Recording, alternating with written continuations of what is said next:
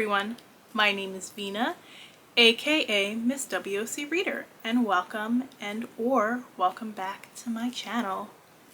So today I just wanted to sit down and do another video, and I wanted to talk about all the drama on book Twitter. Like, don't get me wrong, I'm not one of those people who is always like, oh, book Twitter is such a horrible place. Oftentimes I find people who say that are people who are always up in the discourse and part of the problem. Like, book Twitter is a great place to connect with readers who enjoy the same things that you like. It's a great place to foster discussions. It's just that some people are addicted to unnecessary discourse. So we often have very cyclical conversations on that app. And I'm just going to talk about some of the main ones that I'm always seeing go around.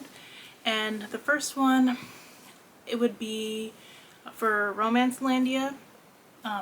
Romance needing to have a happily ever after or a happy for now. Every time I see this argument, I don't even know where it stems from, but it happens once a week. And it feels like they're arguing with people outside of Romancelandia. But book Twitter is also notorious for subtweeting, so you never know actually who they started arguing with to begin with. And I've never actually seen the original tweets that they are responding to most of the time. I just feel like we don't need to keep reviewing this topic. You know, romance is ends in a happily ever after or happy for now. Romance readers know they go into romance expecting a happily ever after or a happy for now. So let it go. You don't need to sit around arguing with people as to what the requirements would be and worrying about other genres and how they wouldn't treat other genres the same. I understand the notion that romance does not get a lot of respect. It will never get the respect it deserves, and you're never going to convince the people who dislike romance to suddenly start liking romance. So it's just a waste of character space at this point. Stop arguing with men who live in their mother's basement about what the superior genre is, because to be honest, there is no superior genre. Every genre has its faults. Every age category has its faults. Not every writer is 100% perfect. It all depends on what types of stories that you like. And publishing as a whole is very, very, very far from perfect. The next discussion and it just came around this past week, and again would be the book piracy discussion. So one thing I'd like to mention is Global South readers, when this discourse comes up, they're not talking about you. And I'm not saying that to be mean, it's just that you do not live in countries that are considered a part of the publishing marketplace. So authors are not even thinking about you when they bring up this argument. So I often see like a lot of the Global South readers responding about how they have to pirate books because if they don't pirate books, they wouldn't be able to read them otherwise because books are so expensive. They're either not making enough money to be able to afford to get them from outside of be shipped in from outside of the country, or they're not available locally, or they like other multiple reasons why they wouldn't have access. And I'm saying this as somebody who lives in the US. Like, they're just not thinking about you. That's not something most US authors are thinking about. That's not something most US authors are reading about. We really aren't thinking about the access to the type of books you have unless it's brought to our attention.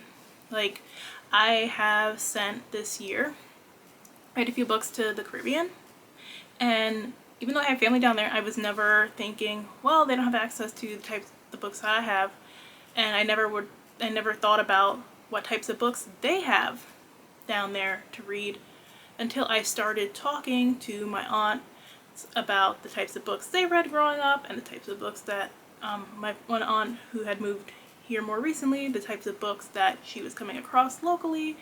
And I talked to some readers who live there about the types of genres that are more popular there and stories that are more popular compared to the stories that they like to read.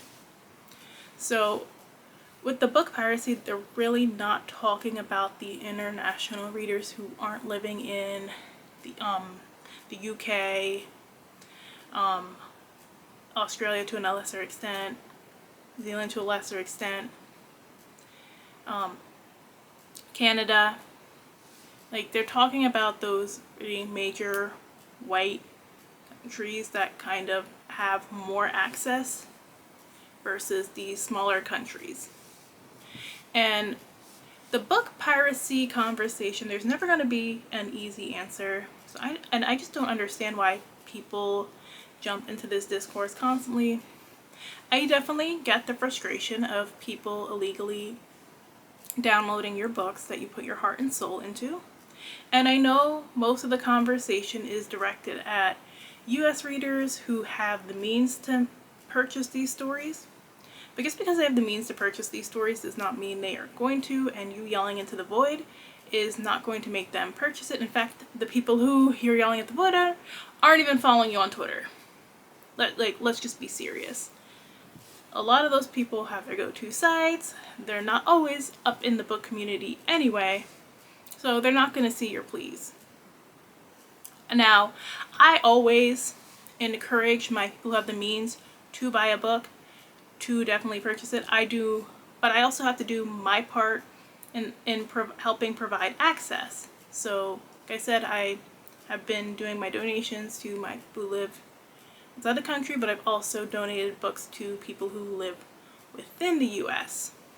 I've done a couple of giveaways in the past 2 years, just to different people. Like, I'll randomly do a giveaway, usually through Book Depository, just to make it easier and give more people access for a chance to win.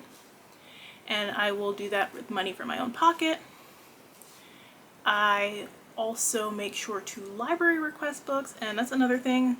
Oftentimes I find that the library is poised as a solution to the piracy problem, but it's usually authors who aren't even promoting using the library themselves. So how y'all gonna make that the solution?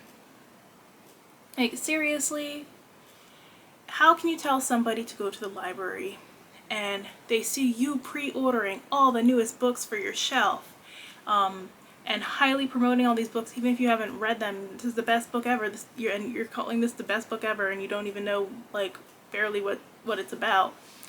Or you're getting exclusive boxes from the publisher with ARCs. Like, authors have a lot of access to free books that people who can't afford to buy books don't have the option for. Like, I am a reviewer, so I've been very lucky that the majority of the books that I want to read that are traditionally published, I've been able to get directly from the publisher, or through the author, or through my library, or I just, the ones that I'm not able to access for free, I just buy. And I like using my library. I put in requests for books all the time. Even if I get an ARC, I usually don't want 2 copies of the book. Like, yes, I know the ARC is an unfinished copy, but normally when it's in the ARC stages, more often than not, it's as close to the finished copy that you're gonna get. And if I'm getting a galley for an audiobook from the publisher, that is the finished audiobook. So I will library request if I'm not going to purchase a finished edition. There are some exceptions I made where I've purchased like special edition copies, and I will pass along, like, if I have a physical ARC. But I put in my library requests, and I like to enter pre-order campaigns, but lately I've been noticing on the pre-order campaigns that they only give you the option to enter a purchase receipt, and you cannot enter a library request as a purchase receipt. Like, most of the time they don't even ask for library request isn't even on the pre-order campaign, but if it gives you the option to upload like a screenshot, I'm going to upload my library request, because I have two great library systems that have bought pretty much everything I've asked them to buy this year. So I don't know why authors treat the library lately like it's not a sale. It's definitely a sale. The library pays more than your average consumer on books, especially depending on the version of the book that they have to get. Like, they don't outright own an ebook. They don't outright own an audiobook. So they have to pay the rights on those. So I just find it funny that the library is often the solution, but it's usually pushed by people who don't even use the library. Like, my library gives you the option for $25 to have them purchase the book of your choice. I don't ever see authors mentioning on the timeline that they went to their local library and purchased their book on for their local library. Something simple like that is going to promote library usage.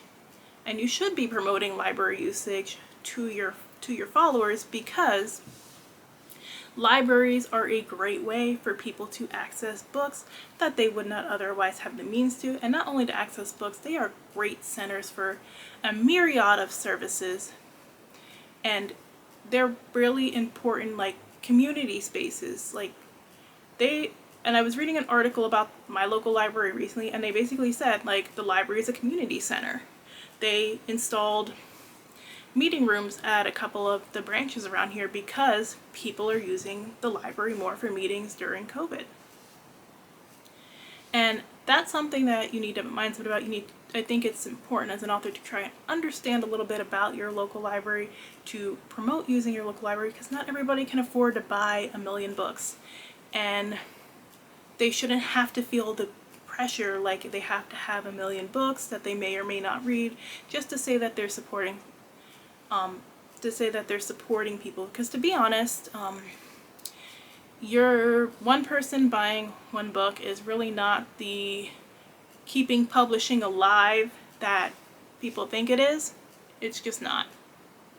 But we'll often frame consumerism, which is a whole nother cyclical discussion that comes up all the time, as I have to buy all these books because I am single-handedly saving publishing. You are not. And publishing has a lot of issues, including how they like to pay people, which is another reason why we go into this cyclical piracy argument in the first place.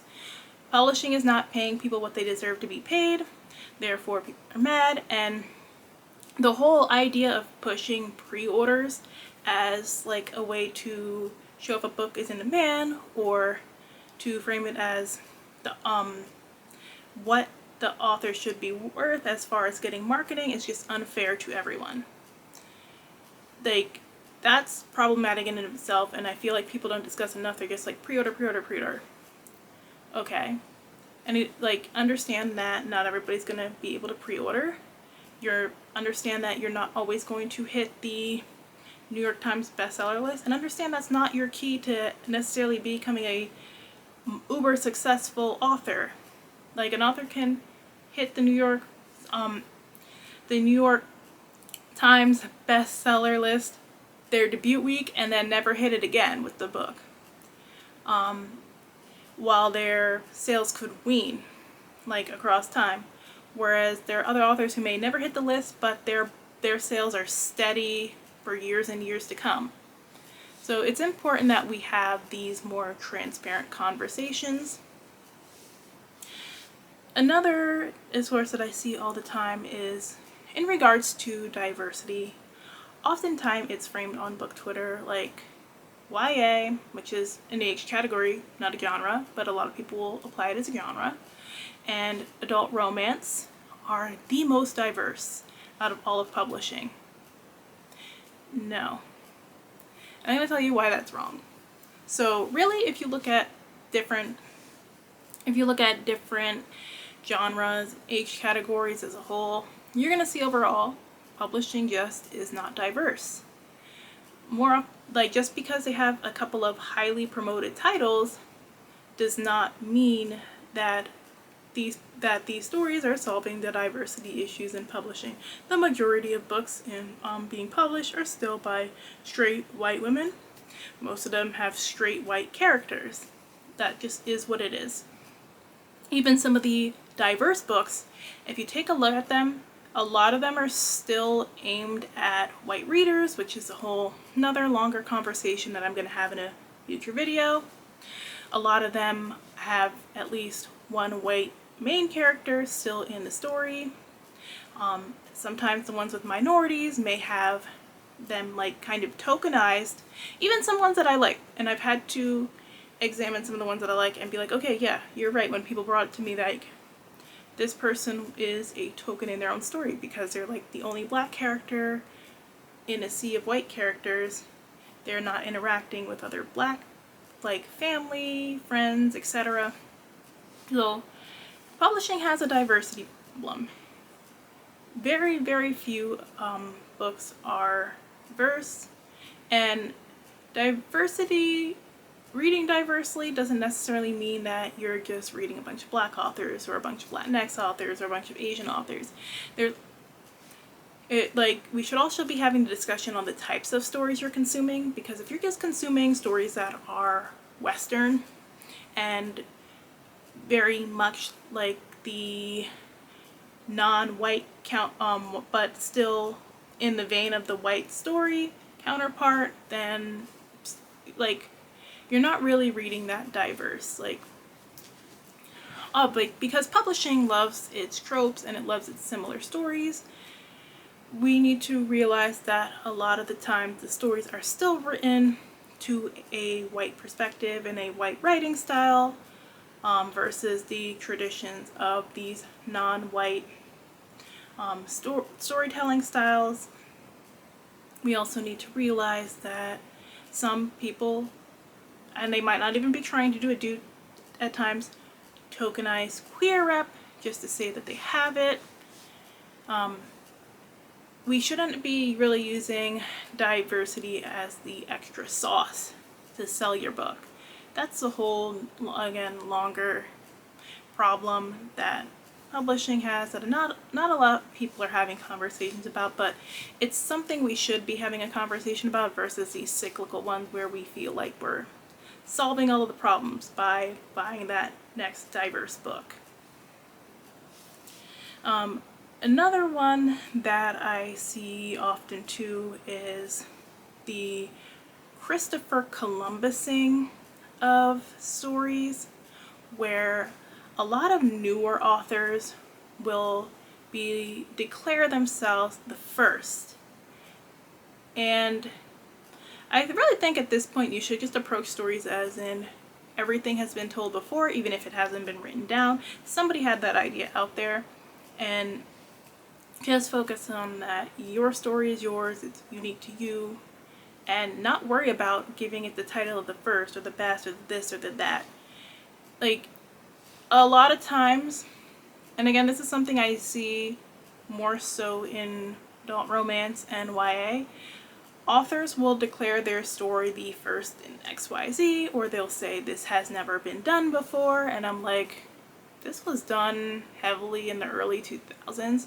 Just because you never read it does not mean it did not exist. And again, that opens up another topic about access, which is a huge problem within publishing.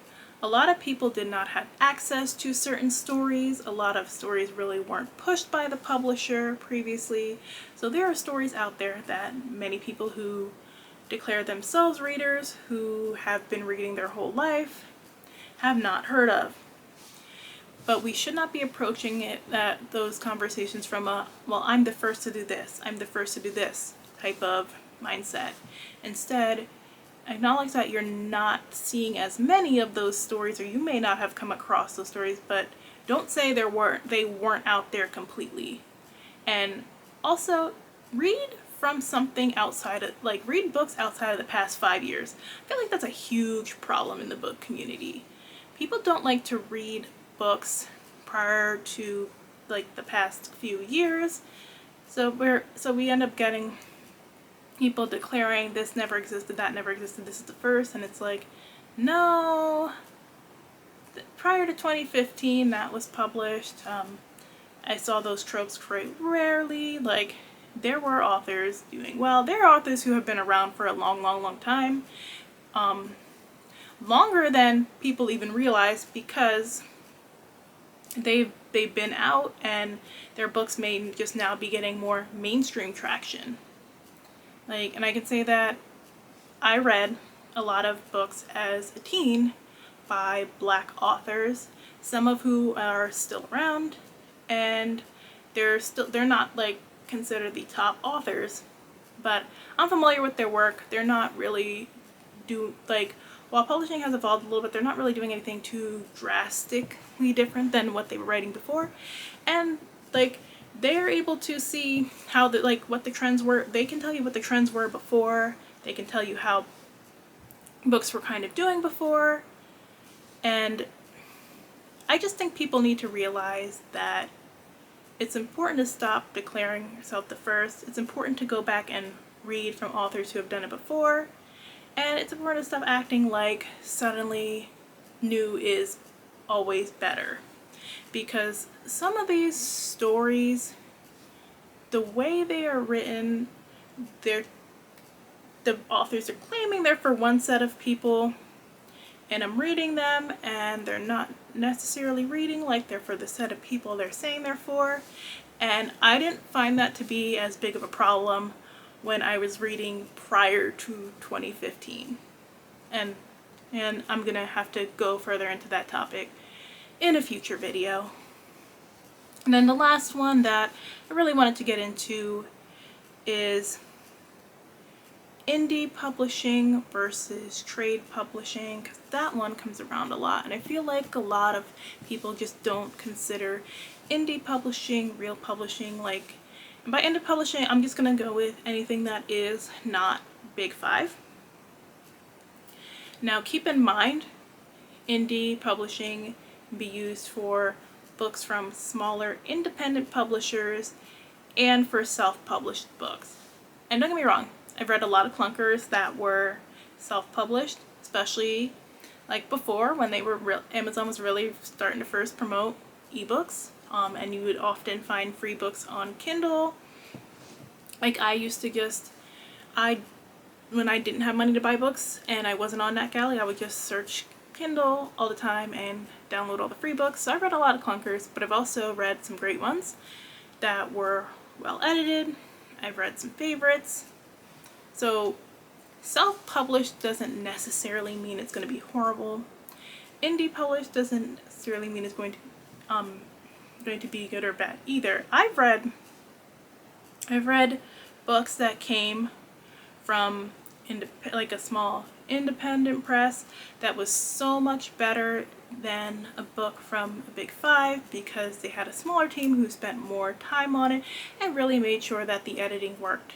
Whereas there's like some books I read even this year from a Big Five that have highly disappointed me. Like, the editing was very clunky and all over the place. There was a lot of over explanation. There was under explanation in certain parts. The story didn't really flow well. The book had no idea who the target audience is or what kind of story they were trying to be. So trade pub doesn't always equal best. I really just try to approach each book the same, like as a new experience. I'm either gonna love it or I'm gonna hate it. I'm not really picky about like little grammatical mistakes, because again, those happen across the board, regardless if it's indie or Big Five. I've noticed it. Those don't. I'm really more focused on how well the story came together. But those are just a few like of the recurring drama that I often see in book Twitter that I wanted to discuss. I would love to see us have more in-depth discussions on book Twitter beyond the same conversations over and over again. Like I said, there's so many things wrong with publishing that we can really get into, but people want to kind of tiptoe around the problem to go back to the same arguments over and over again, and then talk about how they're supposedly making publishing better. I'm like, no, in some ways it's improving, and in some ways it's digressing. And we need to have more of these conversations, so to pinpoint what the real issue is versus blaming the reader or trying to convince people who have no interest in reading our types of stories to respect our types of stories. So if you've liked this discussion and you want to see more discussions from me, remember to hit that like button, leave a comment down below to let me know your thoughts, and remember to subscribe to my channel. I'm trying to post every week. It's not always working out, but for the most part, I'm trying. And I will check in with you guys soon. Bye!